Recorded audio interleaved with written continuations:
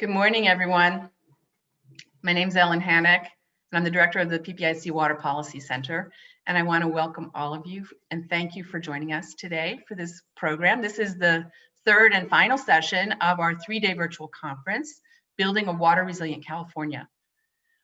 It's been a little different this year, but we've already had 2 awesome panel discussions in the past week. And today, we're going to bring together some state and federal leaders to talk with you about ways to boost resilience to multiple stressors that we're facing in California in the water sector and more generally, and thinking about this in terms of supporting economic recovery and workforce development.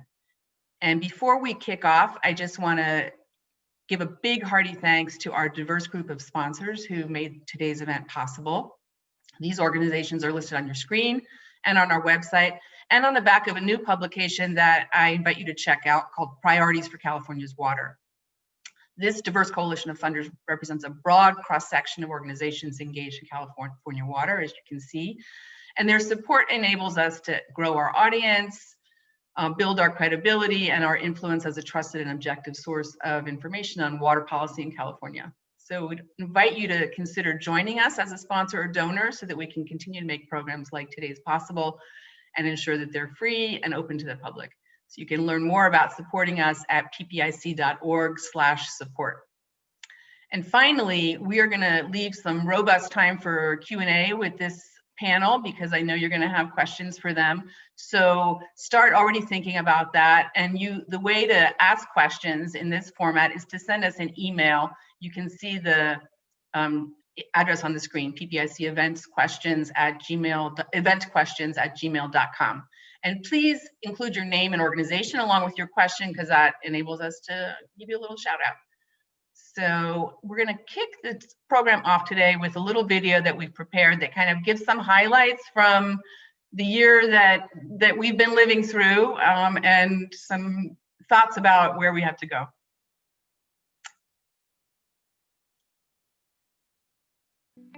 Welcome.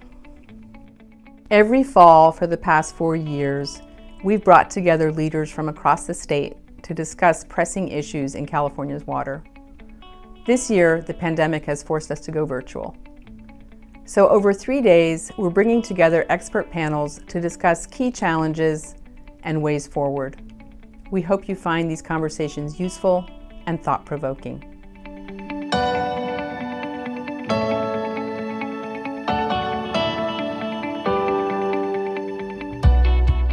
It's been such a tough year for everyone. For the water sector, several disruptive forces have made the work harder. This includes the pandemic and its economic fallout, a resurgence of drought, and the devastating fire season. These disruptions have heightened existing vulnerabilities and inequities, and they've thrown a wrench into key policy approaches for managing water and ecosystems. The pandemic has brought many challenges. For California agriculture, it has posed serious public health threats to essential farm and food processing workers and their families, and it has disrupted food supply chains. Water and wastewater utilities were largely able to adjust their workforce practices to continue providing essential services, although smaller systems remain vulnerable.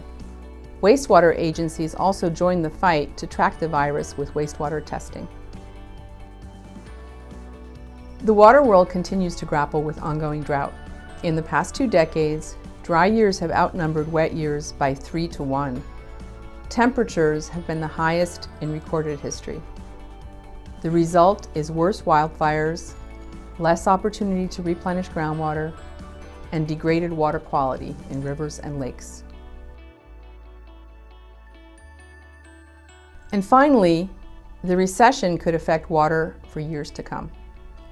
A state moratorium on water shutoffs has kept water flowing to the growing number of households unable to pay their bills, but more lasting solutions are needed that address affordability while also keeping water systems financially healthy.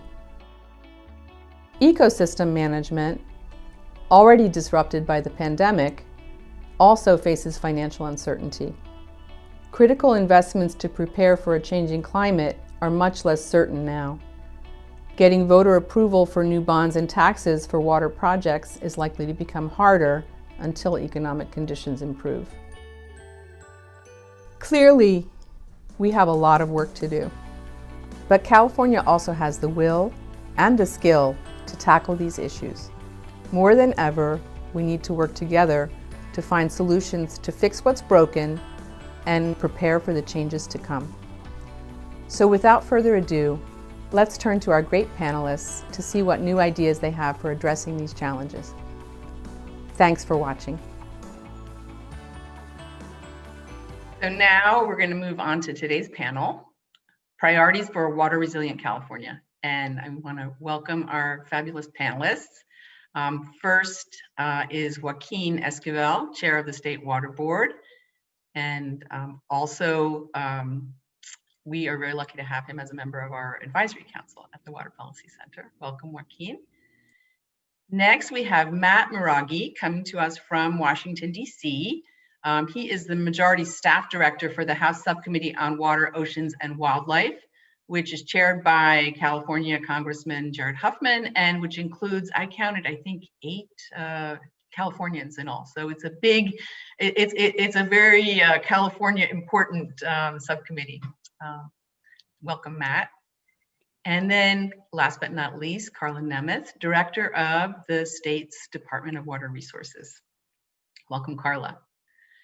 So I'm gonna just get right into it because I want us to have as much time for you all to answer my questions and then questions from the audience. And I think we're gonna start off first with kind of doing a little bit of a sort of round robin on some pressing water priorities. So I'm gonna there are enough priorities that I want to at least be able to touch on the various ones. So I'm going to give questions to you with a little bit of different focus in each case, and then if we have time, we'll have a little bit of chance for interaction among you. And Joaquin, I want to start with you. Our first panel back last Thursday was focused on the issue of safe and affordable drinking water. This is an issue that has been really, very, very important, top of mind, I would say, for California policymakers for some time now. With the pandemic, it's really kind of reared its head in an even more important way. And the panel on Thursday talked about this really pressing challenge now of affordability given the economic crisis and so many people out of work. At the same time, an economic challenge for our vital services of water and wastewater. If people can't pay, then those services are also at risk. So wanted to kind of get us a bit of a sense from you.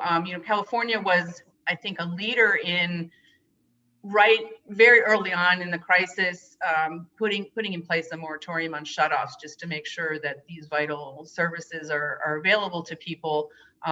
There are looming affordability challenges if this moratorium ends, and there are also these looming questions of fiscal solvency. So just kind of wondering, if you could give us some ideas about where you think the next steps are on this.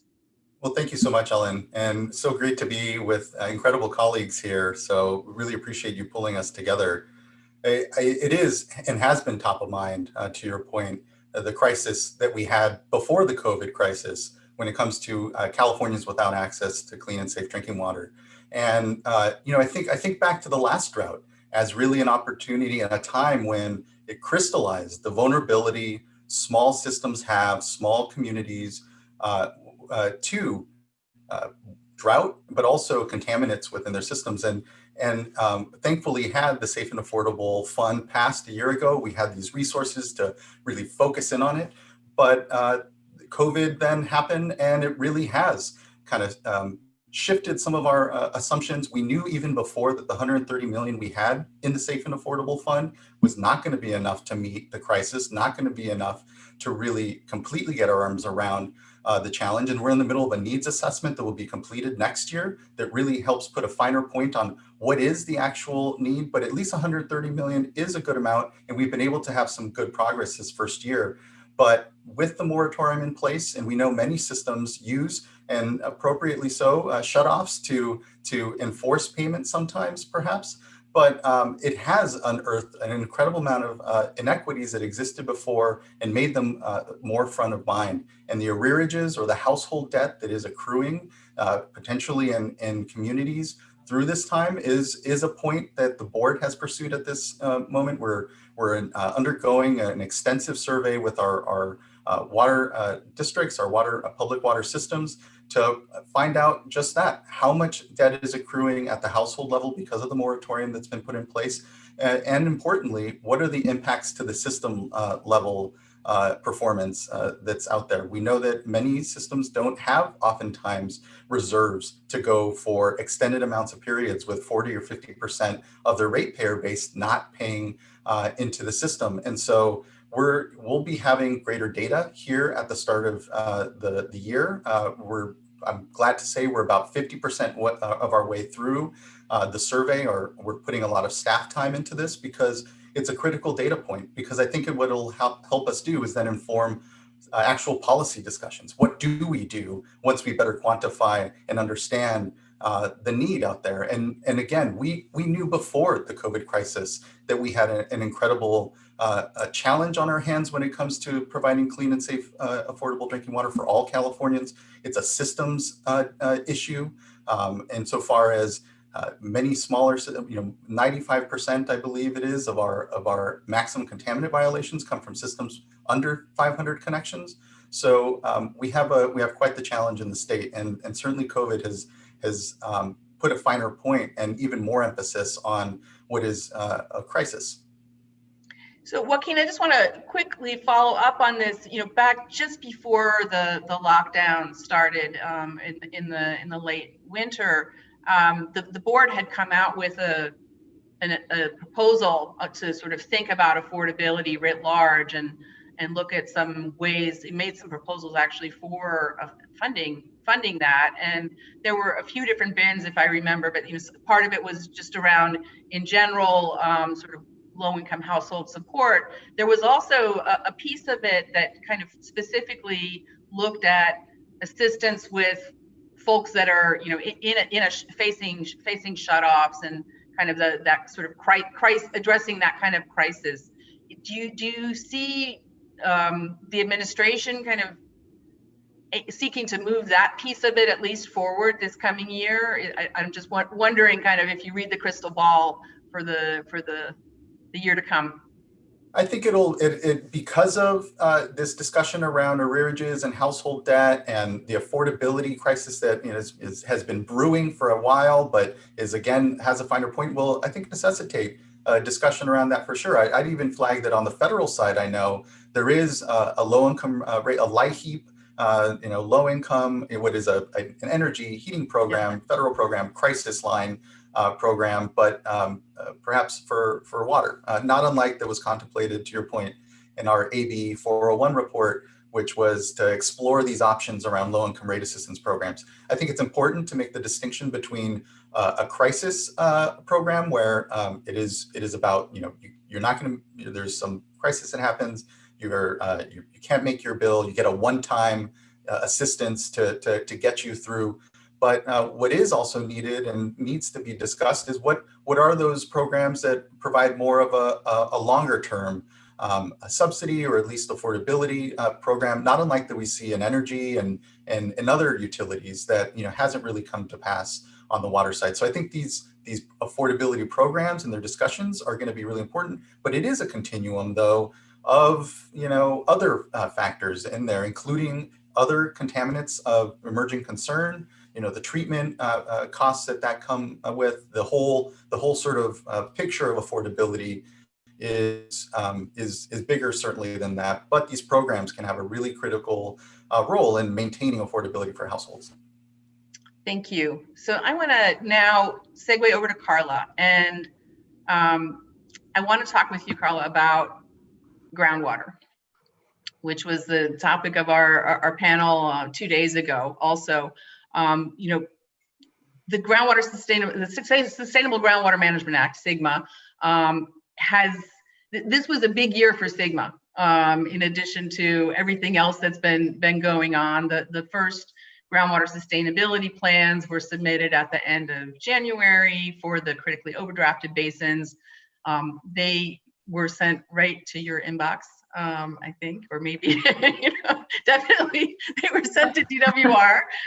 So DWR has, you know, the DWR and the state board have joint kind of regulatory responsibilities for sort of being the state oversight and support part of this grand experiment that California has embarked on to really strengthen groundwater management at the local level.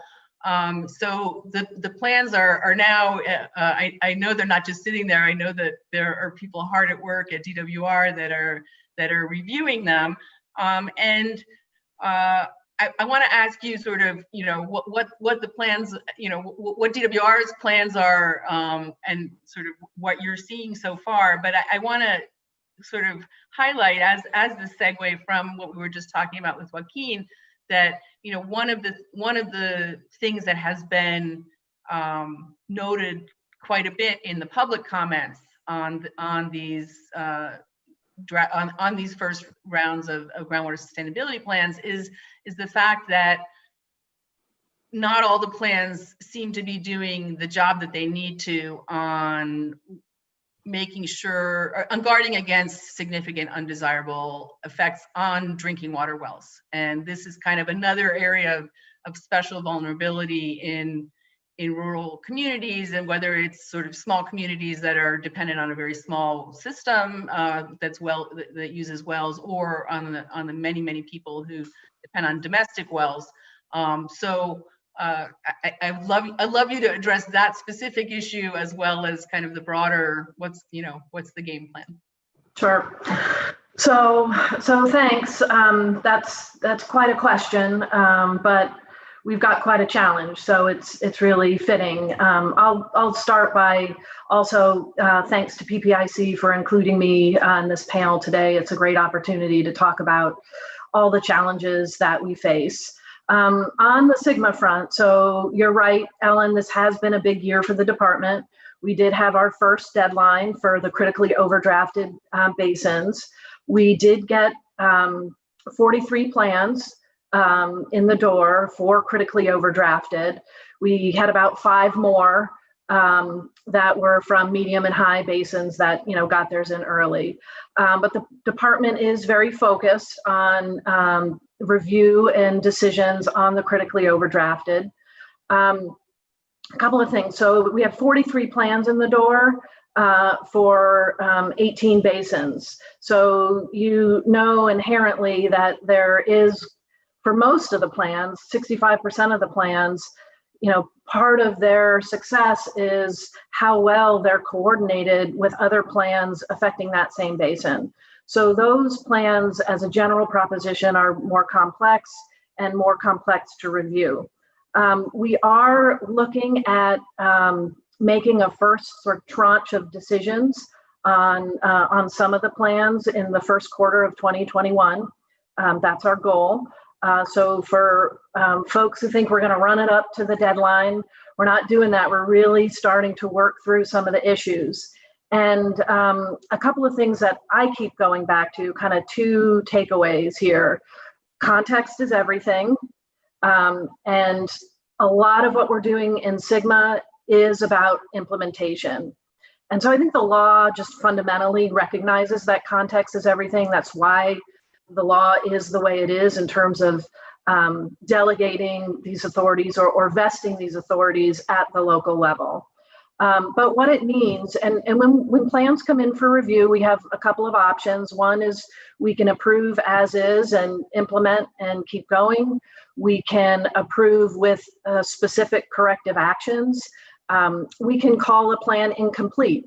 And then by statute, that GSA has 6 months to remedy that incompleteness. So you can infer from that if it's a complicated thing that's incomplete and can't get done in 6 months, it's probably not a decision that's going to actually fit for that particular plan. So if you're coming to the table with something significant that's missing, you know, in all likelihood that would be a plan that would essentially fail or be deemed inadequate. And then that plan goes over to the water board, and the water board has their process, which you know, Joaquin can talk a little bit more about. But that's generally the tools that are available to the department as we start to suss out the reasonableness of the plans. So obviously reasonableness has a degree of judgment associated with it. And part of that judgment is understanding better the context in which these GSAs and GSPs are working. And so what I mean by that, and more specific to your question about interplay with domestic wells. So we're going to have plans coming in that, you know, have a whole menu of ideas they want to do. One thing that's looking pretty important is, you know, the way in which plans accounted for the potential for certain water supply augmentation plans. What happens if they don't pan out, right? So what, you know, not only do you have your menu or your sort of your list of projects you want to do, but what are your assumptions if some of these projects don't come to fruition? And is there enough detail articulating that? What's interesting about the domestic well issue is, you know, there are also opportunities for recharge projects to help replenish at some of those tend to be obviously more shallow systems. So there is actually quite a bit that we don't know about some of the geology and really what's going to work from a recharge perspective. So we're going to be considering all of that when we look at these plans and make the assessment that this is reasonable, that there's a reasonable balancing of beneficial uses as these GSAs you know, seek to avoid these undesirable effects. So in my mind, what's also really important about that is, you know, the department is going to make a decision. I want to sort of caution. I think I've likened it to, you know, being in the Roman Colosseum where the department comes in and gives a big thumbs up or a big thumbs down. That's not what Sigma is about. It really is about how we implement going forward. And there's going to be a lot of opportunity for iterating on what's working and not working. So plans are required to submit these annual reports. Every 5 years, there's a deeper review. So if a plan is, you know, is sort of deemed reasonable, if you will, in 2021 or 2022, you know, 5 years from then, you know, if things aren't moving as they're meant to be moving, or there's additional information. Some of these plans have filled this data gap, right? So we understand conditions a little bit differently 5 years from now. You know, there will be another opportunity to review that plan and discuss its adequacy. So maybe I'll kind of close this comment by saying we had 500 comments on the plans that came into DWR. So I want to thank everybody for not only were you all attentive to the individual plans and commenting to the GSAs, but you also commented to DWR. And that's what we need. We're going to need all those commenters to keep helping us and actually help us be active in the implementation of these plans, because as I said, there's a continuum between an inadequate plan and an adequate plan, and none of them coming in the door are perfect. That's not a big surprise. And so we are going to need, even after we render decisions, then we'll be in implementation mode, and that's just as important as the initial decision by the department. Thank you, Carla. So I'm going to now switch over to you, Matt, with another question that has been, another issue that has been top of mind as everyone over here in California looks to Washington just thinking about, money is a perennial issue in water, but it's a bigger issue during a recession. And I'll just say, I'm an economist, so I look at this with interest in terms of sort of different ways that federal stimulus support can help state and local governments who don't have the capacity to borrow, the flexibility to borrow that the federal government does. And I think the CARES Act probably has, in addition to being helpful for the economy writ large and for helping to keep folks who were losing their jobs from this recession afloat, it's actually been really important for the water sector, because it has meant that non-payment was not as much of an issue as it would have been if there hadn't been that funding available. And I know there are many wish lists that folks have been developing around what would be the things they'd like to see if there is more stimulus spending coming through, recognizing that it's going to have to be a bipartisan. There'll have to be bipartisan acceptance of that. Also looking into the future and the future configuration of both Congress and the White House. So with that long preamble, what you got for us? Yeah, I wish. Thank you first for the invitation. Really appreciate it. I wish I could promise that we could deliver trillions of dollars. I think that what I can say is there's absolutely bipartisan interest across the aisle, both House and Senate, for infrastructure development and making sure that water infrastructure development in particular is part of any sort of stimulus that comes together. I know it's been prioritized by the incoming Biden administration, infrastructure development and a stimulus beginning the next Congress. And we've had many members speak to the importance of including Western water infrastructure in that as well. And our members on the Natural Resources Committee have been pretty clear on that, both on the Republican and Democratic side. So I think there's definitely an opportunity there at the beginning of the Congress, and there's an opportunity for bipartisan agreement, because I think everyone agrees that the federal role has been important historically, but it's diminished over the decades, and there's a gap that's been created and a need for the federal government to come in and play a more robust role in infrastructure development across the West. So that there's agreement certainly there, and so there's an opportunity, I think, to do something there, and there's interest. So that's the first part, and I think our members are going to be working very hard on getting us there. Matt, maybe I'll just a follow up on that. In the last recession, during the Great Recession, there was some focused funding for infrastructure through and I'm going to get the acronym right, American Recovery and AR. There we go. You got it. So, and I think close to 14 billion that was specifically for water infrastructure across the nation. It benefited California in very important ways, especially for our water and our wastewater systems, and actually also for headwater forest management. That was some of the quickest money that could get out the door. One of the requirements around that kind of stimulus funding is that it be able to be spent pretty quickly, because it's about getting people back to work and kind of giving the economy a boost.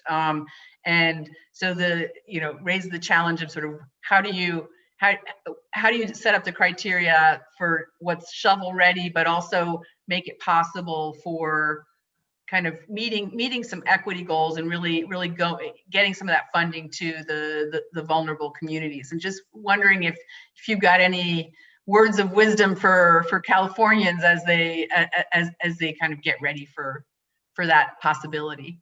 Yeah, well, absolutely. And I think the upside is that there are a lot of projects in waiting that could be brought up to speed very, very quickly if the federal funding was made available. I think just in the Title 16 space, there's about close to $1 billion of projects that have completed feasibility studies and have been deemed to meet the requirements. And if the federal resources were made available, they could move along very, very quickly. And that's not only true in the recycling space, but in other infrastructure classes as well. And so I think what people can be doing and should be doing is putting together the information on the benefits of such projects and how that's going to infuse, inject positive developments into the economy and make sure that you have those figures ready on job creation and economic benefits that are derived from those types of projects. And at least 10 years ago, there was a lot of emphasis on immediate shovel-ready jobs and how much economic impact was resulting from each dollar invested. And so those figures were developed for the projects that got funding ultimately. Particularly in the Southern California region, there was information about and data ready about how much benefit it was derived from those sorts of projects. And ultimately, there was a lot of funding provided in that space. So as far as preparation, I would say make sure you're getting that information together, because it's going to be a first quarter, second quarter priority for the incoming administration. And something could come together very quickly. So I would urge people to have the facts and figures and arguments ready for making sure that Western water projects are on the table. Thanks. I want to get onto another question now that is going to kind of be also related a little bit to the federal side, but also to the state side. And one of the things that has been really apparent is that there's been a lot of conflict in the water space in this past year. I mean, there are always water wars, but they ebb and flow, and it's been tough this past year with a lot of lawsuits, not just between the feds and the state, but people kind of highlight the tensions between those two really critical entities as kind of setting the tone for what we do also at the local level in California. So I wanted to ask all of you, each of the panelists, to kind of give some sense of where you think there's a good opportunity looking ahead now to really improve the federal-state relationship, and where would you like to especially see some cooperation happening around a water priority in the near term? And maybe Carla, I'm going to start with you. Okay, so I think maybe it's an obvious point, but I do think increased collaboration on the voluntary agreements is, really is important, no question. And I think there's been some challenges with that in the past year, just given litigation, and you always sort of know it's true, but until you experience it, it really does shade a lot of things, the way that, we work with each other on a lot of these other topics. So and Carla, I just for in case there are some folks in our audience who aren't aware of the lingo, describe a little bit what the voluntary agreements are. Sure, thank you. So what we are working on, which requires water users from the Central Valley Project, the State Water Project, but also water users that have their own rights. And this is focused on the Sacramento, San Joaquin river system down to the Delta and their major tributaries. And what we're working on is a set of actions, revised, updated flow regimes that can better meet the needs of the environment, and combining that with significant landscape scale habitat restoration, and this set of actions that can be completed, implemented over the next 15 years to help us build resiliency for water users because of improved regulatory certainty, but also very importantly, improve the resilience of the environment, which is also facing a lot of these extended drought kinds of challenges. So as you can imagine, with just a lot of water users at the table, the way that the state and federal governments and the way that the state and federal projects, work together is kind of foundational to building a broader kind of collaborative agreement. What's going to be really important about that is also the science and governance program that would implement these agreements. And that's where, again, long-term in California, we have to build the institutional capacity to work with stakeholders and have transparent conversations about the state of the science. We have to create a culture, in my view, where it's safe to try things that don't work and then move on. And so otherwise, we're just never going to get out of this people in their camps. And it has been an interesting year observing that just some of our, more political challenges, we do tend to kind of seize up at the operational level within government, and we need to fix that problem. If I could, Ellen, something else that I'm pretty excited about, just with my State Water Project hat on. We've got our big reservoirs, Oroville. We had our spillway failure in 2017. We've been doing a lot of work to set a course for added improvements, make sure that public safety is where it needs to be. And I think we're on a good course there. But there's two important partnerships that the state of California needs to have with the federal government to make that part of the system work better. One is flood control. So, we partnered with the Corps of Engineers many years ago when they purchased flood space in Oroville. We have an old manual from 1977. So that actually is starting to be older than a lot of my colleagues, and that's where we are. So it's pretty old.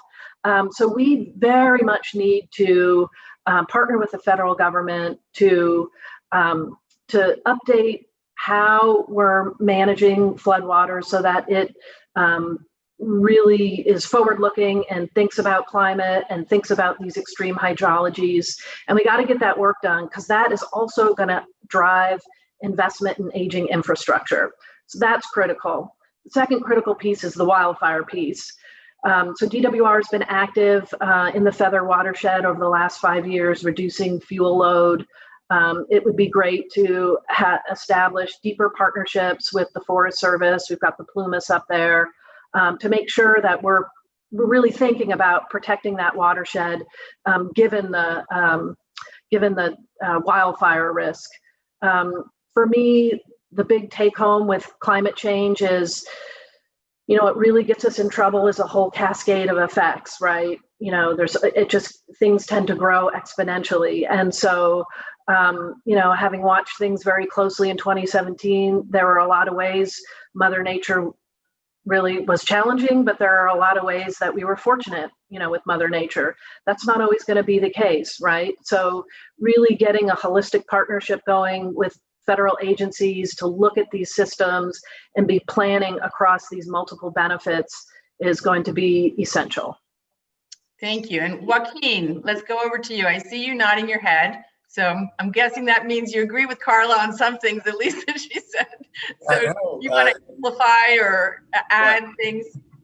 I think, fundamentally, yes, completely agree with Carla. And I think it is almost a back to basics with the federal government in some ways. I mean, I look across the landscape, whether it's on the Endangered Species Act and the challenges we have there. We have the Water Quality Control Plan update and the voluntary agreements that can help effectuate that, long project. I often remark the last time the Water Quality Control Plan update was updated was when I was in the 8th grade. So there's a tremendous amount of 8th graders out there really dependent upon us having a good decision-making capacity with our federal partners here, because they are so critical. They run the Central Valley Project so in parallel and are key to our success here.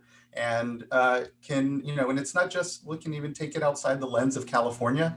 Other states have been very frustrated by what has been interpreted as federal cooperative federalism here with the states, and there has need to be something of a reset, and it goes across, I think, a number of projects. What I would highlight even is maybe one of the most critical that we have is in the Klamath Basin when it comes to the removal of these aging dams. We talk about the inheritance that we have of these systems and reconciling them. And that's a reconciliation that has been decades in the making and didn't have as cooperative a federal partner in some of this process and snatched from the jaws of defeat.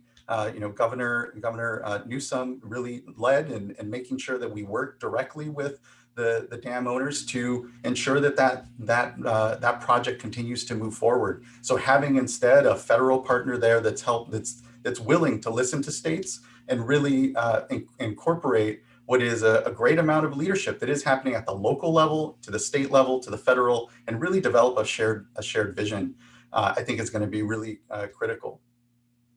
So Matt, from your perspective in DC, looking at this and thinking about California and maybe Western states more broadly, sort of where do you see the cooperation space improving?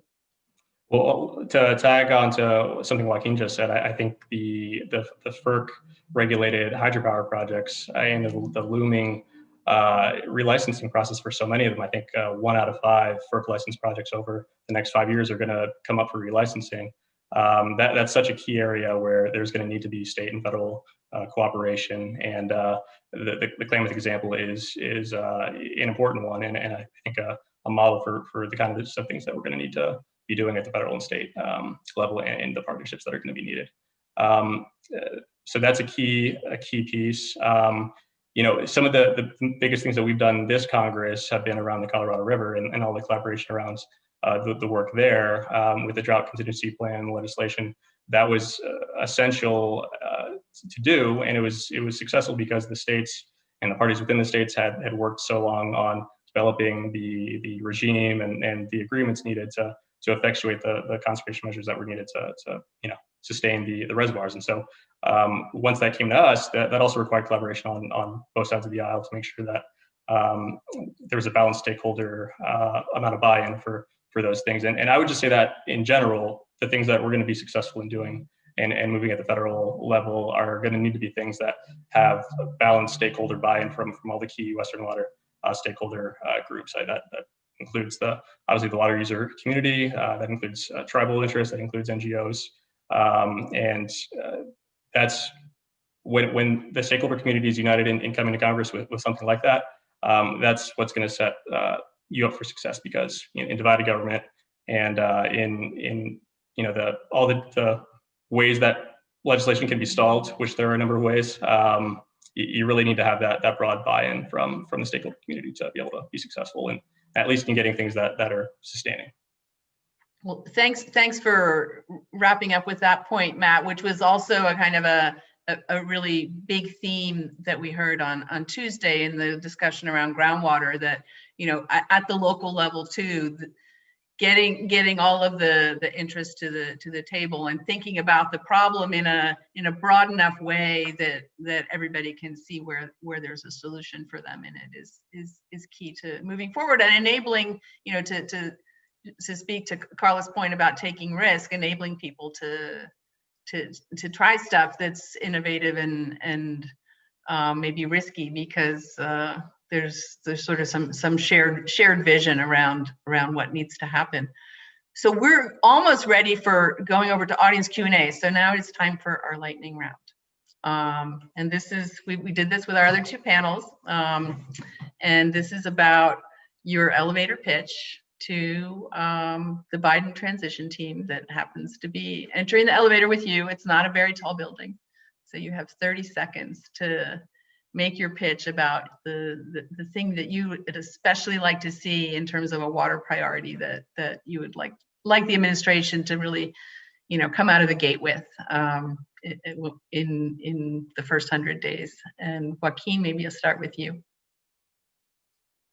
I think back to a point in the 70s when the drought that really gripped the Midwest created a lot of thought about how could the federal government better integrate on the water side. How can they help us states in a more coordinated fashion? And I think it really does require the creation of some entity or some office that better stitches together the Army Corps, the Department of Commerce and NIMS, the Bureau of Reclamation, US, all these various agencies that and importantly, kind of given the considerations that the board has, the EPA and drinking water regulations. We need to better connect how we see our systems of water, both from the watershed scale, from where we're drawing from, source protection into the long term.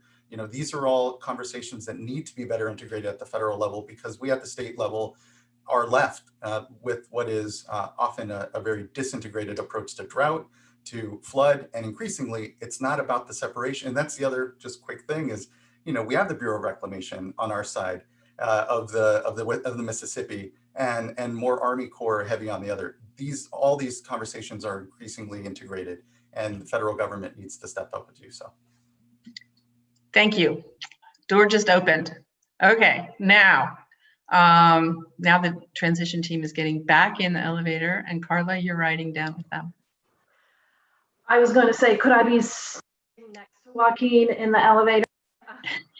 But seriously, what I would say, picking up on, I think what Joaquin's recommendation is some sort of, office at the federal level that's going to integrate across these federal agencies. And so what I would recommend the transition team do in the first 100 days is use that office to set out sort of expectations, if you will, on how we prepare for future climate extreme hydrology, and be clear around the data and information that is going to be necessary really west-wide to prepare ourselves. Because what would come maybe in the second 100 days is that's got to drive investment in water infrastructure, not just new water infrastructure. We have a lot of aging infrastructure. And what are we going to do with that? And how are we going to make smart investments, either reinvesting in aging infrastructure? California just partnered with Oregon to essentially decommission 4 dams on the Klamath, right? We've got a lot of decisions to make about the role of infrastructure and climate change into the future. So a federal government that establishes this approach to extreme hydrology, climate hydrology across federal agencies would be a great thing for California to have kind of a one-stop shop in partnership that sets us on a good course. Thank you, Carla. Okay, now Matt, 30 seconds. Those are great items, and mine are similar. I think resilient infrastructure investment, not only in new infrastructure, but in the aging infrastructure assets, of which there are so many. And I think that, in terms of the new development, I think that has to be an all of the above approach again. So that's reuse, that's sustainable desalination, that's storage, natural infrastructure. That I think all are key for building the resilience that we're going to need. And I think it falls within the priorities that we have already heard from the Biden administration. And so I would talk about the importance there and making sure that the West has a piece of that. Great. Okay, now we're going to move to our Q&A session. So just as a reminder to everybody, if you haven't already submitted a question, and I've got a lot of them already on my screen here, you can still do so at ppiceventquestions@gmail.com. Okay, I'm going to try to get through as many as I can here. I'm going to start with one from Gary Pitzer of the Water Education Foundation, who asks, you've been talking about integration and coordination and all of those things. Is there a need for expedited or renewed or revised regulations to get surface waters and flood waters into the groundwater recharge, which is sort of a key climate change adaptation, but also just a key solution for Sigma and, all the rest. Joaquin, I saw that. Did you unmute yourself? Or go ahead. Only to say that this is something that Carla and I obviously talk about often, and we as administration are continue to discuss and figure out how we best emphasize create the framework, we'll say, for projects to materialize, to be seen as permittable and a pathway amongst it all. Part of it obviously is on our side when it comes to the water rights system and how that allows for projects to develop and have certainty. And, that, I mean, we won't get into water rights completely here, but of course it's something that we need to be paying attention to. So I will say that there are some streamlining things the board has already done under its own authorities when it comes to permitting on these sorts of projects. We haven't seen them, bubble up as much. I think it's because we are in such, to Carla's point earlier, kind of moving into an implementation phase where these projects will start to further crystallize. We're being very mindful of what does the environment look like to allow for good decision making in there. And I think there's a couple places, water rights being one of them, but also just what can we reasonably depend upon being available for an application that comes to us for certain flood flows and all that. And that is, a technical exercise as much as it is a discussion amongst us all on how we help just make good decisions, provide the basis for good decision making around how we cite these projects and how we pursue them. Thanks. And Carla, I saw you had unmuted yourself. Did you have something you wanted to add there? I just wanted to add that DWR has, I think, a pretty specific role in some cutting edge work on hydrologic modeling. We've done some pilot projects in the Merced watershed. We're looking at the Tuolumne watershed, where we're really starting to understand, what the availability of flood flows is. And I think that is going to be really important to have some kind of agreed upon information that can help frame some of the water rights issues that will come out of these, floodwater recharge projects in the context of SGMA. Great. Okay. I want to switch over now to another question. And this is going to be sort of thinking a little bit deeper dive into what we do about our aquatic ecosystems, which is, as you all know, are in trouble.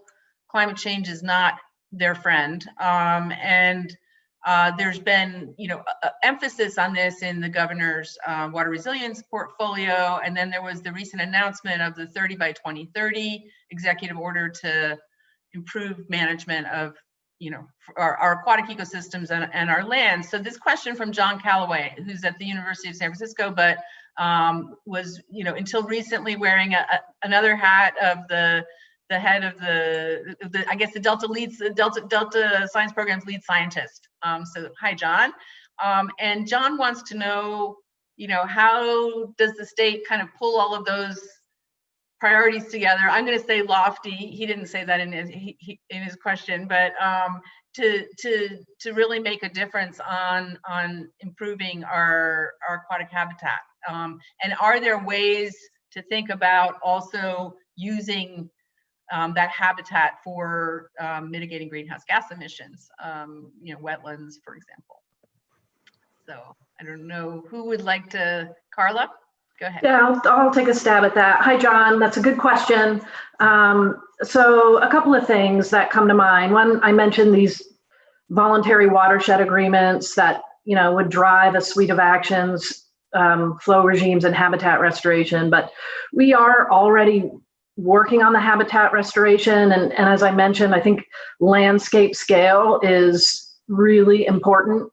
There's a couple of really cool things starting to happen in the Delta with tidal restoration and floodplain restoration that I think kind of point us towards the future. So the first is a project called Lookout Slough, which is a multi-benefit project. DWR worked with some of our Prop 1 multi-benefit flood funding, and we combined that with funding from the State Water Project, which had mitigation needs.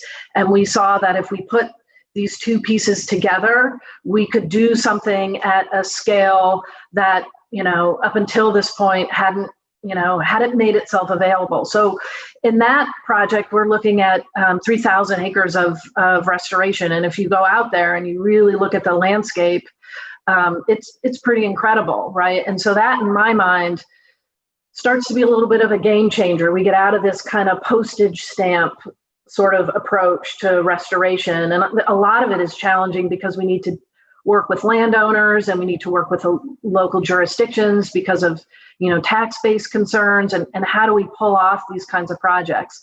But to me, something that's really practical that we can start to focus in on, is that kind of landscape scale restoration, that part of the system, that northern part of the Delta, starting to work our way into the Yolo bypass. There's some interesting project ideas on the Sutter bypass further north. And so you get to see where you just build a whole string of restoration projects that are meant to work together. And I think that's really part of our future. So this segues really nicely to a question from Susan Longville, who's a director at the San Bernardino Valley Municipal Water District. Hey, Susan, how are you? And thanks for your question. So, and I'm going to toss this first to Matt.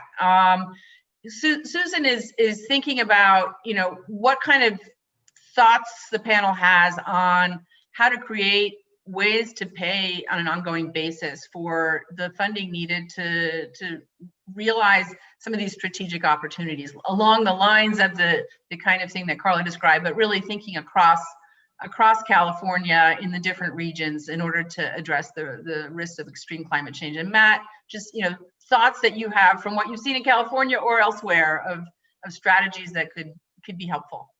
Yeah, well, I think that's such an important part of the equation. There have been several ideas that have been discussed and looked at the federal level.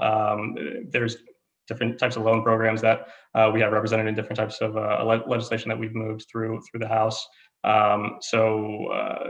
Financing for contractors and others to do some of the work, not only on the aging infrastructure side, but on some of the new projects that we're going to need. I think that's going to be an important key. Beyond that, I would say that more regular and steady federal investment is important, because a lot of times it's kind of these one-offs. You get pieces here and there, and it's really hard to do the long-term project planning that's needed to make sure that you're making the investments that you need without, while staying on budget. So that I think more consistent funding is going to be an important idea, and there have been different ideas that have been discussed in different bills. And so, there's been a lot of discussion about the Reclamation Fund and the quote unquote deficit that, between what comes in and what goes out, what's appropriated every year by appropriators. And so making greater use of those funds in a way that, folks can do the long-term planning that's needed for infrastructure development is going to be key. And that's reflected in a number of bills that have passed the House. And so I think it's not just going to be one thing. I think it's going to be multiple things. But those are some of the ideas that are kind of on the table now at the federal level, and I think all of them are going to be very important. Thanks. That sounds great. And I'll ask if we don't have a lot of time, but Joaquin and Carla just quickly weigh in on sort of thoughts about how the state can help regions in this regard. And I know we had some proposals for climate resiliency bonds and things which are on hold for now, but ideas. Yeah, I'll just start and say that I feel very fortunate at the State Water Board that we had the state revolving loan fund. So when you're talking, $5 billion or so in the last 5 years, and drinking water, wastewater infrastructure, water recycling that we've been able to put out. So for me, it's, can we expand our capacity at the state revolving funds? What do we have, and how do we innovate with the financial programs that we have under our belts here at the state? And how do we work with the feds and really engage in this discussion, to Matt's point, around some sustainability around funding, knowing that the federal government's investments through the 60s, 70s, and then somehow cut off there in the early 80s and flipped around there, was built out our drinking water systems, our wastewater systems. And this topic of affordability is really about this incredible shift to ratepayers and communities of this investment. And not unlike roads and bridges and things we can see, likewise, we need to have these really robust programs in place that aren't boom and bust, but are a steady support for this critical infrastructure just as much as on the transportation side, which I continue to see as a real analog. Thank you. Carla, a few last quick words. I think, frankly, integrated regional water management 2.0. So really popular project, definitely stimulated regional collaboration in ways that we hadn't seen before. We need to reinvigorate that program, look at, what challenges are facing us that are different today than when it was first started. And, my hope is that in any future discussion, if California's economy improves and there is space for a water bond, really look for that. So I know we've got a little roundtable of water users that help us, give us some advice on how that program is working. So if Sam Bernardino has ideas, we are all ears. Thank you so much. And I am sad to say that we have reached the end of our program because it feels like it went by really fast, and I still have questions that I would love to have had a chance to bring to you all. Big thanks to Carla, to Joaquin, to Matt. This won't be the last chance we'll have a chance to have a conversation with you, and I know you're also willing to hear from everybody in our audience with their ideas and their suggestions. Thanks very much for being with us. Thank you to the wonderful audience that has been watching. Thank you to our amazing annual sponsors, without whom this kind of program would not be possible.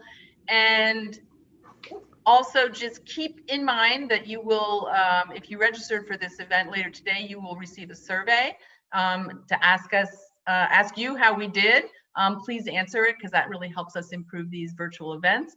And take care and be safe and have a great afternoon.